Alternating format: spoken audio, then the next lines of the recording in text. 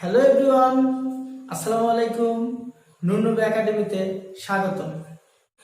Title অনুযায়ী আজকের আলোচ্য বিষয় আর্কিমিডিসের নীতি এবং আর্কিমিডিসের নীতি সংক্রান্ত গাণিতিক সমস্যাগুলো সমাধান। তাই সকলের মনোযোগের দৃষ্টি আকর্ষণ করছে। অত্যন্ত মনোযোগ সহকারে ফার্স্ট টু লাস্ট ভিডিওটি দেখলে আমি আশাবাদী কারো আর কখনো আর্কিমিডিসের সূত্রজনিত কোনো সমস্যা হবে না।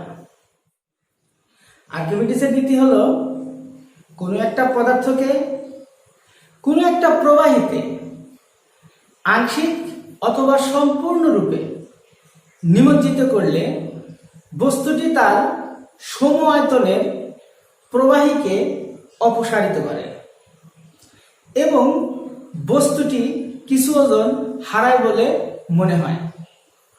বস্তুর এই হারানো ওজন বস্তু কর্তৃক অপসারিত প্রবাহীর ওজনের সমান। এই নীতিতে দুটি পয়েন্ট আমাদের খুব ভালো করে বুঝতে হবে এবং মনে রাখতে হবে।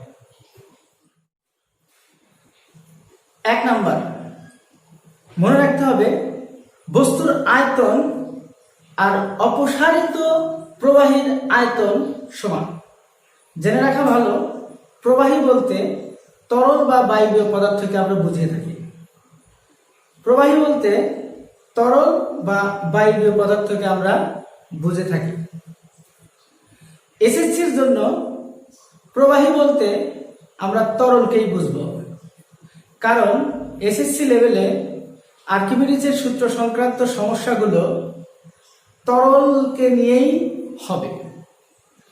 সুতরাং আমি যদিও প্রবাহী বলি, আমি এখন থেকে শুরু করে লেকচারের শেষ পর্যন্ত প্রবাহী বলবো না, শুধু তরলের কথা বলবো।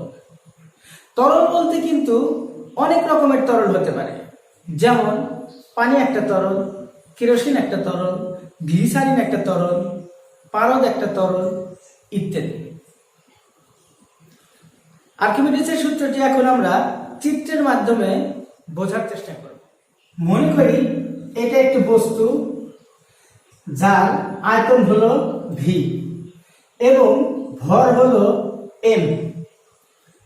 তাহলে এই বস্তুটাকে যদি আমরা একটি আবদ্ধ পাত্রে তরলের ভিতরে নিমজ্জিত করি, অর্থাৎ পাত্রটি যদি তরল দ্বারা কানায় কানায় পূর্ণ থাকে, তাহলে এই বস্তুটিকে এই আবদ্ধ তরলে যদি আমরা সম্পূর্ণরূপে নিমজ্জিত করি, বস্তুর আয়তন তো কোনো পরিবর্তন হবে না, আয়তনই থাকবে।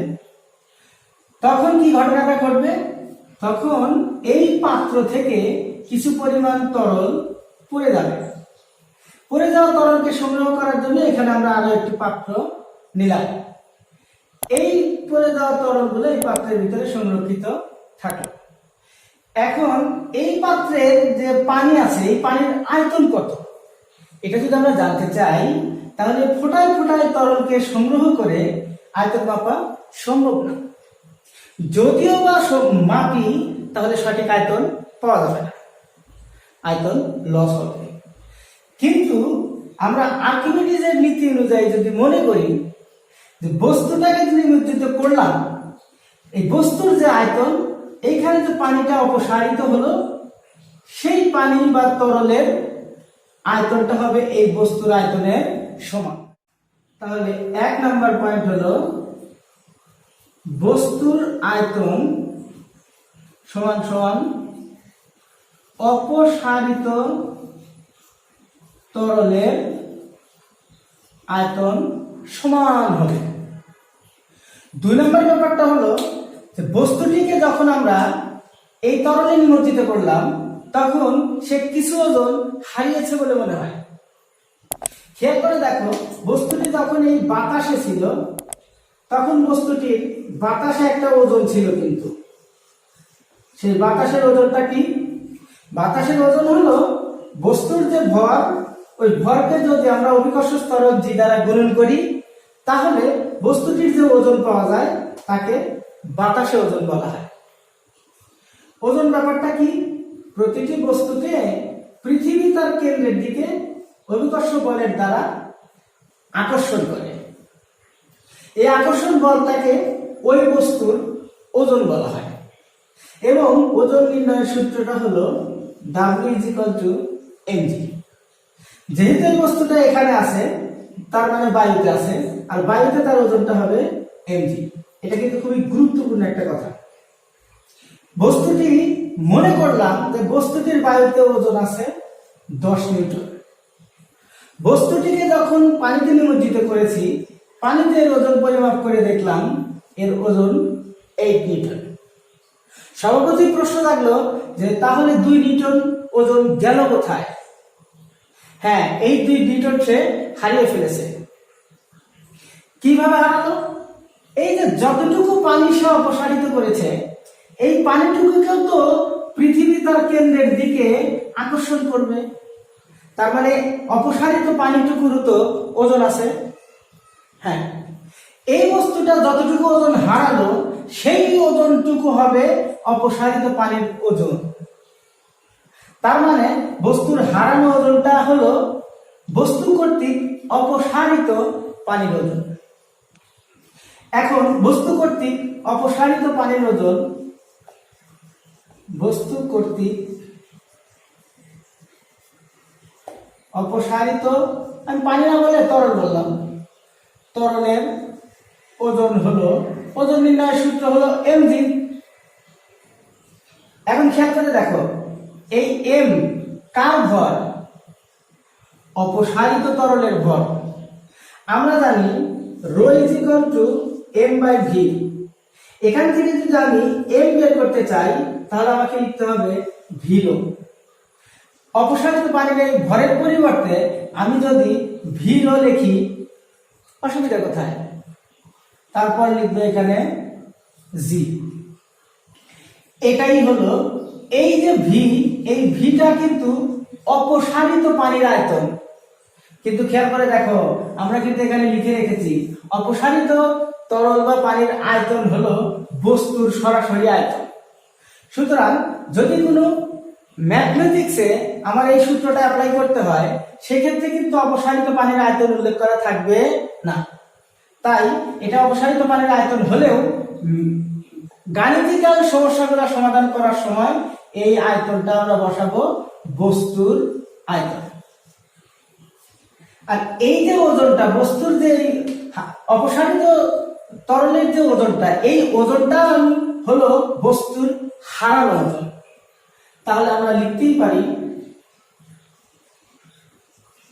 বস্তুর হারানো ওজন সমান সমান বস্তু কর্তৃক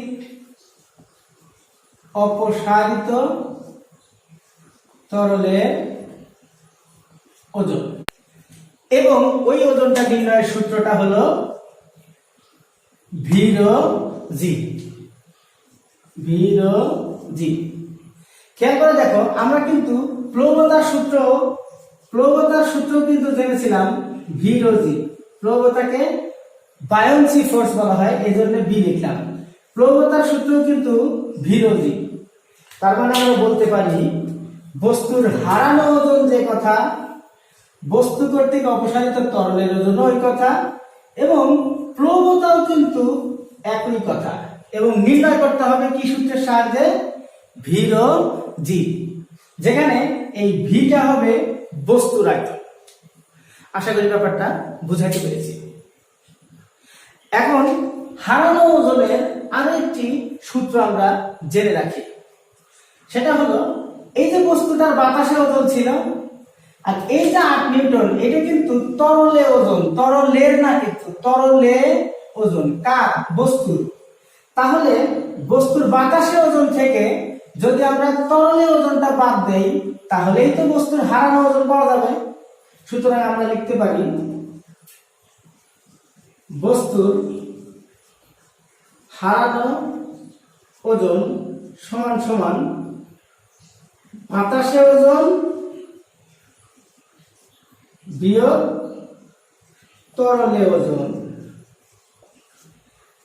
এটাই হলো বস্তুর হারানো ওজন নির্ণয়ের আরেকটি সূত্র। এখন একটু ব্রেনটাকে রিল্যাক্স করো।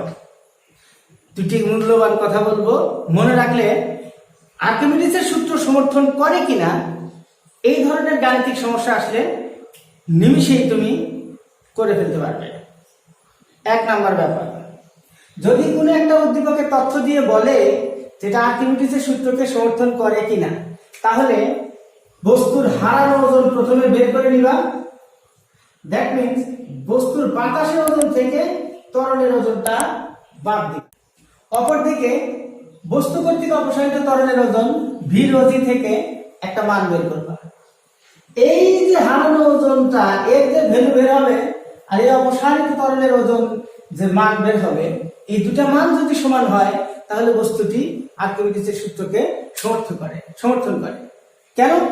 কারণ হারানো ওজনটাই তো অপসারিত তরলের ওজন, এই কথাটাই তো বলেছিলেন আর্কিমিডিস। এবং এই যে অপসারিত তরলের ওজনের নির্ণয়ের ক্ষেত্রে যে আয়তনটা ব্যবহার করলাম, তিনি তো বলেছিলেন এই আয়তনটাই হলো বস্তুর আয়তন। সিম্পল।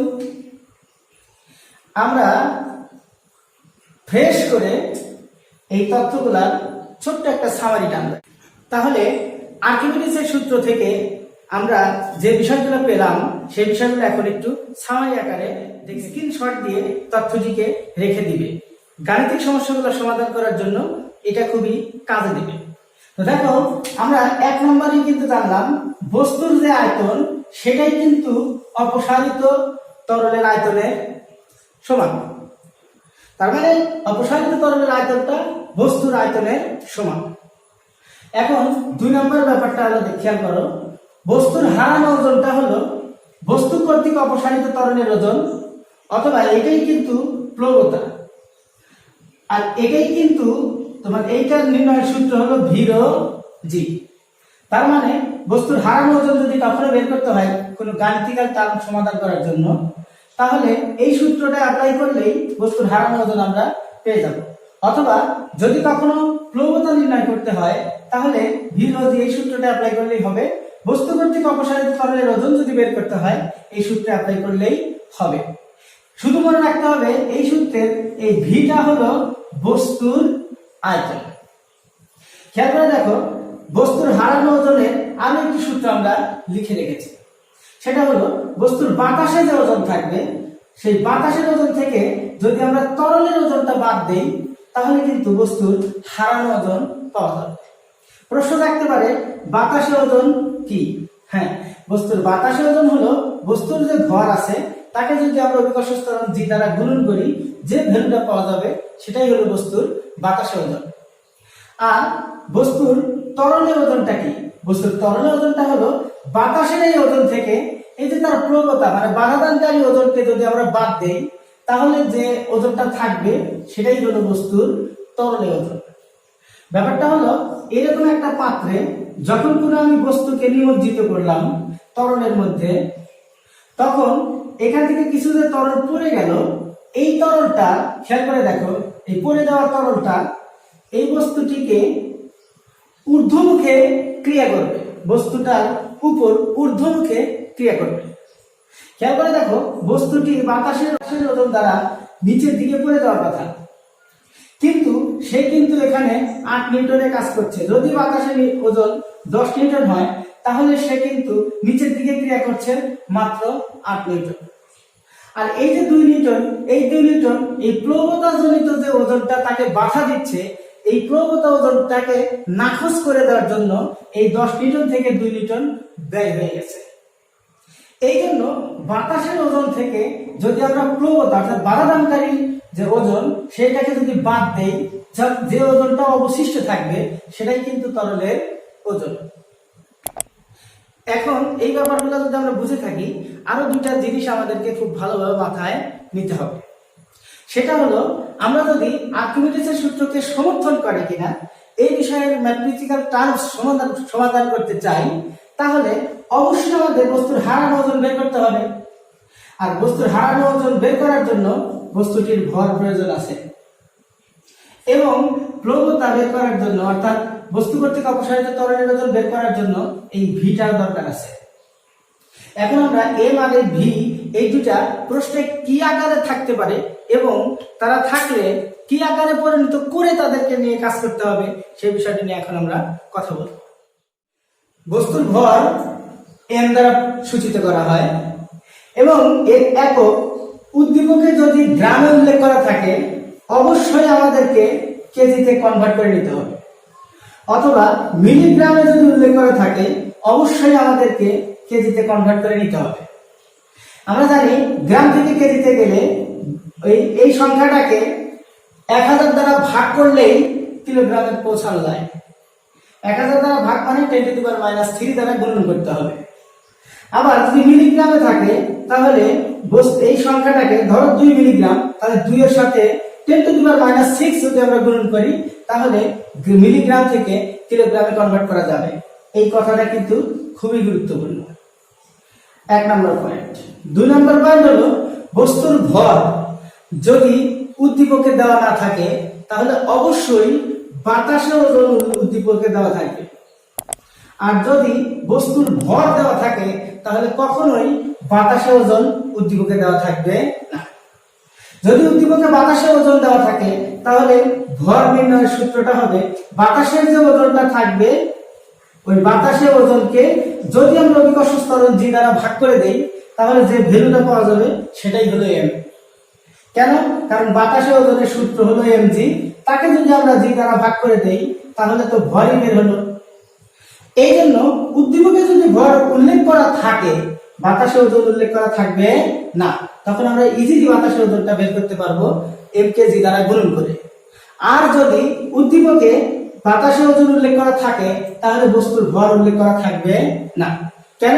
কারণ তুমি বাতাসের ওজনকে যদি g দ্বারা ভাগ করে দাও তুমি তো ভর পাচ্ছই, এই জন্য উদ্দীপকে ভর উল্লেখ করা থাকবে না। আবার 3 নম্বরের ব্যাপার হলো ভর নির্ণয়ের আমরা আরেকটা সূত্র জানি, সেটা হচ্ছে ভি রো। কিভাবে? আমরা জানি rho is equal to m/v। এখান থেকে যদি আমরা m বের করতে চাই তাহলে হবে ভি রো। এই উদ্দীপকে যদি আয়তন এবং ঘনমাত্রা, বস্তুর আয়তন এবং ঘনমাত্রা উল্লেখ করা থাকে তাহলে তোমার ভর উল্লেখ করা থাকবে না। তখন এই দুটাকে গুণফল আকারে গুণ করে তোমাকে ভর নির্ণয় করতে হবে। এ হলো ভরের ব্যাপার স্যাপার। এখন যদি আমরা আয়তনের কথা বলি, আয়তনকে ভি দ্বারা প্রকাশ করা হয়। উদ্দীপকে আয়তন উল্লেখ করা যদি থাকে তাহলে তার একক থাকতে পারে সিসি মানে সেন্টিমিটার কিউব, অথবা সেন্টিমিটার কিউব, অথবা মিলিমিটার। যদি এই আকারে থাকে, এই এককে থাকে, অবশ্যই আমাদেরকে মিটার কিউবে কনভার্ট করে কাজ করতে। আর মিটার কিউবে নেওয়ার জন্য আমাদেরকে মনে রাখতে হবে 10⁻⁶ দ্বারা যদি আমরা গুণন করি তাহলে এইগুলো একক থেকে মিটার কিউব এককে কনভার্ট করা খুব সোজা হবে। এই পয়েন্টগুলো মনে থাকলে ম্যাথমেটিক্স করাটা একদম সোজা হবে। এখন যদি লিটার অথবা ডেসিমিটার কিউব এককে থাকে তাহলে মিটার কিউবে দিতে গেলে 10⁻³ দ্বারা গুণন করতে হবে। ফর এক্সাম্পল যদি বলা হয় 20 সেন্টিমিটার কিউব বা 200 সেন্টিমিটার কিউব, এটা যদি আয়তনটা দেওয়া থাকে তাহলে অবশ্যই এই 200 কে 10⁻⁶ দ্বারা গুণন করে মিটার কিউবে পৌঁছাইতে হবে। আয়তন যদি উদ্দীপকে উল্লেখ করা না থাকে তাহলে উদ্দীপকে ভর এবং ঘনত্ব উল্লেখ করা থাকবে। বস্তুর ভর এবং ঘনত্ব যদি উল্লেখ করা থাকে আমরা খুব আয়েসে আয়তন বের করতে পারবো, কারণ আমরা জানি m/ρ। এই যে এখানে কিছুক্ষণ আগে দেখালাম ρ = m/v। যদি v বের করতে চাই তাহলে m/ρ হবে। এবং যদি এই সরাসরি বস্তুর আয়তন দেওয়া থাকে তাহলে তো আমাদের জন্য খুব ভালো, অথবা ভর ও ঘনত্ব যদি দেওয়া থাকে তাহলেও ভালো। কিন্তু যদি এমনটা হয় যে ভর ঘনত্ব কোনো কিছুই দেওয়া নাই, শুধুমাত্র বস্তুর নাম উল্লেখ করে দেওয়া আছে এবং ওই নামের সাথে ব্যাস, ব্যাসার্ধ, দৈর্ঘ্য, প্রস্থ, উচ্চতা, ক্ষেত্রফল এইগুলা দিয়ে যদি বস্তুর নাম উল্লেখ করা থাকে তাহলে আয়তন আমরা কিভাবে নির্ণয় করব? হ্যাঁ, তখন আমরা আয়তন নির্ণয় করব অবশ্যই তাদের সূত্র প্রয়োগ করে। যেমন বলা হবে যে আয়তাকার ঘনবস্তু, এরকম নাম উল্লেখ করা থাকবে যে একটি আয়তাকার ঘনবস্তু। যদি আয়তাকার ঘনবস্তুর কথা বলে উদ্দীপকে অবশ্যই এই বস্তুটার ক্ষেত্রফল ও উচ্চতা উল্লেখ করা থাকবেই।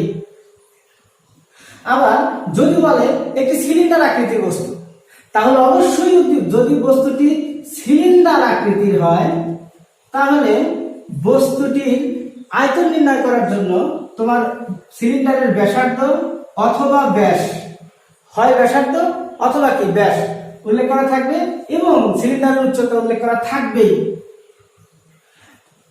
তখন আমরা এই আয়তাকার ঘনবস্তুর আয়তন নির্ণয় সূত্র লিখব v ক্ষেত্রফল গুণন উচ্চতা। সিলিন্ডারের আয়তন নির্ণয় সূত্র হলো পাই আর স্কয়ার এইচ। যদি বস্তুটা সিলিন্ডার আকৃতির না হয়ে গোলক আকৃতির হয়, মানে বল গোলক আকৃতির যদি হয় তাহলে অবশ্যই উদ্দীপকে এই গোলকের ব্যাসার্ধ অথবা ব্যাস উল্লেখ করা থাকবে এবং উচ্চতাটা অবশ্যই উল্লেখ করা থাকবে। তখন আমরা গোলকের আয়তনের সূত্রটা লিখব 4/3 পাই আর কিউ। উচ্চতার এখানে প্রয়োজন নেই, ব্যাস বা ব্যাসার্ধ হলে এখন খেয়াল করে দেখো, এই যে আর এর দরকার, এই জন্য কিন্তু আর উদ্দীপকে দেওয়া থাকবে। যদি আর দেওয়া না থাকে বি দেওয়া থাকবে। আমরা তাহলে ব্যাসকে যদি 2 দ্বারা ভাগ করি তাহলে তো ব্যাসার্ধ বের হয়ে যায়। এরকম কথা উদ্দীপকে উল্লেখ থাকবে। যদি বস্তুটি কোনক আকৃতির হয়, যদি বলে যে কোনক আকৃতির একটি বস্তু, তাহলে অবশ্যই উদ্দীপকে আর এবং এইচ উল্লেখ করা থাকবে। অর্থাৎ কোনকটির ব্যাসার্ধ অথবা ব্যাস অবশ্যই উল্লেখ করা থাকবে এবং উচ্চতা উল্লেখ করা থাকবে। তখন আমরা কোনকের আয়তন নির্ণয় সূত্র লিখব পাই আর স্কয়ার এইচ ডিভাইডেড বাই 3। বস্তুটি যদি ঘনক আকৃতির হয়, ঘনক আকৃতির যদি হয় তাহলে অবশ্যই উদ্দীপকে বস্তুটির একটি ধারের মান উল্লেখ করা থাকবে, অর্থাৎ একটি বাহুর মান উল্লেখ করা থাকবে। ধরো সেটাই, তখন আমরা আয়তন নির্ণয় সূত্রটা লিখব ওই ধার কিউব অথবা এ কিউব। এই কয়েক রকমের বস্তুই সাধারণত এসএসসি পরীক্ষায় আর্কিমিডিসের সূত্র সমর্থন করে কিনা উদ্দীপকে এসে থাকে। তার মধ্যে সবচেয়ে উল্লেখযোগ্য হলো আয়তাকার ঘনবস্তু, সিলিন্ডার এবং গোলক। এই 3 আকৃতির বস্তু নিয়েই সাধারণত উদ্দীপকে প্রশ্ন হয়ে থাকে। যদি আমরা এই ব্যাপারগুলোকে বুঝে থাকি তাহলে আমাদের গাণিতিক সমস্যা সমাধান করা আর কোনো সমস্যাই হবে না। এখন আমরা কিছু বোর্ডে আসা প্রশ্নের সমাধান করার চেষ্টা করব। এখন আমরা সকল বোর্ড 2018-তে আসা একটি প্রশ্নের সমাধান করব। প্রশ্নে বলা আছে 200 গ্রাম ভরের একটি আয়তাকার ঘনবস্তুর ক্ষেত্রফল 24 সেন্টিমিটার স্কয়ার এবং উচ্চতা 3 সেন্টিমিটার। কেরোসিনে বস্তুর ওজন 1.4 নিউটন। উল্লেখ্য কেরোসিনের ঘনত্ব 800 কেজি পার মিটার কিউব। প্রশ্নটা হলো উদ্দীপকটি আর্কিমিডিসের সূত্রকে সমর্থন করে কিনা। খুব ইজি ওয়েতে আমরা প্রশ্নটার সমাধান করব। আমাদের তো জানাই আছে আর্কিমিডিসের সূত্র হলো বস্তুর হারানো ওজন সমান সমান বস্তু কর্তৃক অপসারিত তরলের ওজন। তো আমরা যদি হারানো ওজন বের করতে পারি আর বস্তু কর্তৃক অপসারিত তরলের ওজন বের করতে পারি এবং এই দুটা ভ্যালু যদি সমান হয় তাহলে অবশ্যই আর্কিমিডিসের সূত্রকে সমর্থন করবে। সুতরাং এই অঙ্কটা করার জন্য আমাদের প্রথম স্টেপে বস্তুর হারানো ওজন বের করতে হবে। বস্তুর হারানো ওজনটা বের করতে হবে এবং পরবর্তীতে বস্তু কর্তৃক অপসারিত, এখানে তরল কোনটা আছে? কেরোসিন। সুতরাং কেরোসিনের ওজন নির্ণয় করতে হবে। সিম্পল। এখন আমরা বস্তুর হারানো ওজন সমান কি জানি? আমরা কিন্তু সূত্র লিখেছিলাম বাতাসে ওজন মাইনাস তরলে ওজন। খেয়াল করে দেখো এখানে কিন্তু ঠিকই তরলে ওজন দেওয়া আছে, বস্তুটির তরলে ওজন কিন্তু এখানে দেওয়া আছে। বাট আমি কিন্তু বলেছিলাম যদি বস্তুর ভর দেওয়া থাকে কখনোই বাতাসে ওজন দেওয়া থাকবে না।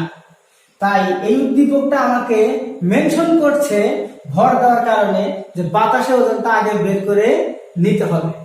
তাই বস্তুটি বাতাসে ওজন আগে আমরা নির্ণয় করি।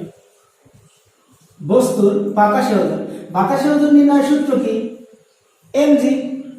এখন কিন্তু আমার এমটা প্রয়োজন হলো, এই জন্য যে এমটা দেওয়া আছে ওইটা আগে আমরা লিখবো। কার ভর? বস্তুর ভর। বস্তুর ভর কি দেওয়া আছে? এম। এম সমান কত দেওয়া আছে? 200 গ্রাম। আমি কিন্তু বলেছিলাম গ্রাম এককে যদি থাকে কিলোগ্রামে কনভার্ট করতে হবে, অর্থাৎ এটাকে যদি 1000 দ্বারা ভাগ করি তাহলে হবে 0.2 কিলোগ্রাম। খেয়াল করে দেখো, এই ভ্যালুটা যদি আমরা এখানে বসাই 0.2 আর জি মান 9.8, এটা তো আমাদের জানা, তাহলে কিন্তু একটা ওজন আমরা পেয়ে যাব। সেই ওজনটা হবে 1.96 নিউটন। আমরা কিন্তু বাতাসের ওজন পেয়ে গেছি, আর বস্তুটির কেরোসিনের ওজন দেওয়া আছে। সুতরাং আমরা লিখতেই পারি বস্তুটির হারানো ওজনটা হলো এই বাতাসের ওজনের থেকে এই যে কেরোসিনের ওজনটা আমরা বাদ দিলে যে ওজনটা পাবো সেটাই হচ্ছে আমাদের বস্তুর হারানো ওজন। এখন আমাদের দায়িত্ব হলো বস্তু কর্তৃক অপসারিত কেরোসিনের ওজনটা নির্ণয় করা। আমি তো বলেছিলাম বস্তু কর্তৃক অপসারিত কেরোসিনের ওজন হলো ভি রো জি। এখানে ভিটা কিন্তু বস্তুর আয়তন। খেয়াল করে দেখো, উদ্দীপকের কোথাও কিন্তু বস্তুর আয়তন সরাসরি উল্লেখ নেই। আমি কিন্তু বলেছি যে বস্তুর আয়তন যদি সরাসরি উল্লেখ করা না থাকে তাহলে কিন্তু বস্তুর নাম উল্লেখ করে তার সম্পর্কে ওই যে ক্ষেত্রফল, উচ্চতা, ব্যাসার্ধ, ব্যাস ইত্যাদি দেওয়া থাকবে। এখানে যেহেতু বস্তুটি আয়তাকার ঘনবস্তু, তাই অবশ্যই তার ক্ষেত্রফল দেওয়া থাকবে এবং উচ্চতা দেওয়া থাকবে, এবং তাই দেওয়া আছে। অতএব শুরুতেই এই অংশ শুরু করার আগেই আমাকে এই জায়গায় লিখে নিতে হবে বস্তুর আয়তন ভি সমান সমান ক্ষেত্রফল গুণন উচ্চতা, তার মানে 24 গুণন 3, আর আয়তন যেহেতু সেন্টিমিটারে দেওয়া আছে সুতরাং এটা হবে সেন্টিমিটার কিউব। এবং আমরা বলেছিলাম যদি সেন্টিমিটার কিউব হয় 324/72 এবং সেটাকে মিটার কিউবে নিতে গেলে 10⁻⁶ দ্বারা যদি আমরা গুণন করে দেই তাহলেই সেটা মিটার কিউবে কনভার্ট হবে। এখন যদি এই ভ্যালুটা 772 গুণন 10⁻⁶, যদিও এটা এই আকারে লেখা যাবে না, এখানে এইটাকে বৈজ্ঞানিক আকারে প্রকাশ করা হয়নি। কেন? কোন সংখ্যা যদি a গুণন 10⁻n এই আকারে উপস্থাপন করা থাকে তাহলে সেটাকে আমরা বৈজ্ঞানিক প্রকাশ বলি। সেখানে শর্ত থাকে এই a এর সংখ্যাটি 1 এর সমান হতে পারবে অথবা তার সাথে বড়, কিন্তু 10 হতে পারবে না, বাট 10 এর সাথে ছোট। এর মধ্যে থাকতে হবে, 1 থেকে 10 এর মধ্যে থাকতে হবে। খেয়াল করে দেখো, এখানে কিন্তু 72 আছে, তার মানে এটা 1 থেকে 10 এর মধ্যে নাই। তাই 1 থেকে 10 এর মধ্যে আনার জন্য এই দশমিকটাকে যদি আমরা 2 এর এই পাশে নিয়ে আসি তাহলে উপরের যে পাওয়ার থাকবে সেখানে 1 যোগ হবে। -6 থেকে 1 ঘর সরে আসার কারণে 1 যোগ হলে এখানে পাওয়া যাবে -5 মিটার কিউব। এখন যদি আমরা এই ভ্যালুটা এখানে বসাই 7.2 গুণন 10⁻⁵ রো, এই রোটা কিন্তু কেরোসিনের ঘনত্ব। কেরোসিনের ঘনত্ব কত দেওয়া আছে? 800 গুণন জি। জি তো সবার জন্যই 9.8। এটা একটা ওজন, যার কারণে একক হবে নিউটন। যদি আমরা এটা হিসাব করি তাহলে আমরা পাবো 0.56 নিউটন। খেয়াল করলে আমরা দেখতে পাবো বস্তুটির হারানো ওজনের মান এবং বস্তু কর্তৃক অপসারিত কেরোসিনের ওজনের মান সমান। তার মানে উদ্দীপকটি আর্কিমিডিসের সূত্রকে সমর্থন করে। আমরা আরো যে একটা উদাহরণ দেখলে ব্যাপারগুলো ক্লিয়ার হয়ে যাবে। এখন আমরা এই গাণিতিক সমস্যাটি সমাধান করব। সমস্যাটিতে বলা আছে 400 সেন্টিমিটার কিউব আয়তনের একটি বস্তুর বাতাসে ওজন এবং তরলে ওজন হলো 15.68। পরীক্ষণীয় স্থানে অভিকর্ষ ত্বরণ জির মান 9.8। বলেছে উদ্দীপকটি আর্কিমিডিসের সূত্রকে সমর্থন করে কিনা।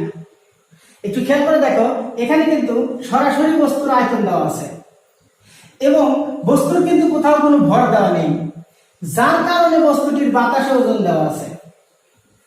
আর যে তরলে নিমজ্জিত আছে সেই তরলের ওজনে কিন্তু এখানে দেওয়া আছে। এখন এখানে পানিতে লিখি, তরলে না লিখে আমরা লিখি পানিতে নিমজ্জিত করলে। খেয়াল করে দেখো, আমরা আর্কিমিডিসের সূত্রের ক্ষেত্রে শুরুতেই জানি যে আমাদের শুরুতেই কাজ করতে হয় বস্তুর হারানো ওজন নির্ণয়ের মাধ্যমে। তো বস্তুর হারানো ওজন নির্ণয়ের সূত্র কি? বাতাসে ওজন মাইনাস তরলে ওজন, বাতাসে ওজন কত দেওয়া আছে 19.6 এবং তরলে কত আছে 15.68 এত নিউটন, 3.92 নিউটন। এখন আমাদের কাজ হলো বস্তু কর্তৃক অপসারিত, এখানে তরল কোনটা পানি, তাহলে পানির ওজন বের করার সূত্র হলো ভি রো জি। এখন এই ভিটা আমার আগে দরকার, এই কারণে লিখলাম বস্তুর আয়তন। ভি সমান কত দেওয়া আছে উল্লেখ করা আছে 400 সেন্টিমিটার কিউব। আমি কিন্তু বলেছিলাম সেন্টিমিটার কিউব থাকলে অবশ্যই আমাদের 10⁻⁶ গুণন করে মিটার কিউবে কনভার্ট করতে হবে। আর এটাকে বৈজ্ঞানিক আকারে প্রকাশ করার জন্য দশমিকটা যদি আমরা 2 ঘর বামে নিয়ে আসি, এই যে 2 ঘর বামে নিয়ে আসি, তাহলে উপরের পাওয়ারে 2 ঘর যোগ হবে, -6 এর সাথে 2 ঘর যোগ হলে -4 মিটার কিউব। এই ভ্যালুগুলা আমরা এখানে বসায় দেব। 4 গুণন পানির ঘনত্ব কত 1000 গুণন অভিকর্ষ ত্বরণ কত 9.8 নিউটন। এটা হিসাব করলেও বের হবে 3.92 নিউটন। যেহেতু বস্তুটির হারানো ওজন এবং বস্তু কর্তৃক অপসারিত তরলের ওজন সমান, অতএব উদ্দীপকটি আর্কিমিডিসের সূত্রকে সমর্থন করে। আগের ম্যাথমেটিক্সে এখানে কিন্তু ভর উল্লেখ করা ছিল, যার কারণে ভর লিখে বাতাসে ওজন বের করতে হয়েছে, তারপরে হারানো ওজনটা নির্ণয় করা লাগছে। এবার কিন্তু উদ্দীপকে কোনো ভর উল্লেখ করা নেই, সরাসরি বাতাসে ওজন দেওয়ার কারণে আমরা ডিরেক্টলি বস্তুর হারানো ওজন নির্ণয় করতে পারলাম। বেসিক যদি জানা যায়, যদি বেসিকের কনসেপ্টটা তোমার ক্লিয়ার থাকে, তাহলে আর্কিমিডিসের সূত্রকে সমর্থন করবে কিনা এই ধরনের গাণিতিক সমস্যা সমাধান করা কোনো ব্যাপারই না। আগামী ভিডিওতে আমি বস্তুর ভাষণ ও নিমজ্জনের শর্ত নিয়ে আলাপ করব এবং কিছু বোর্ড কোশ্চেন সমাধান করব। যদি আজকের আলোচনা তোমাদের ভালো লেগে থাকে, অবশ্যই আমার চ্যানেলটিকে সাবস্ক্রাইব করবে এবং ফেসবুক পেজে দেখে থাকলে অবশ্যই আমার পেজটিকে লাইক দিবে। সবাইকে দেখার সুযোগ করে দেওয়ার জন্য একটা শেয়ার অবশ্যই করবে। আগামী ভিডিওতে দেখা হওয়ার আগ পর্যন্ত সকলেই ভালো থেকো, সুস্থ থেকো। খোদা হাফেজ।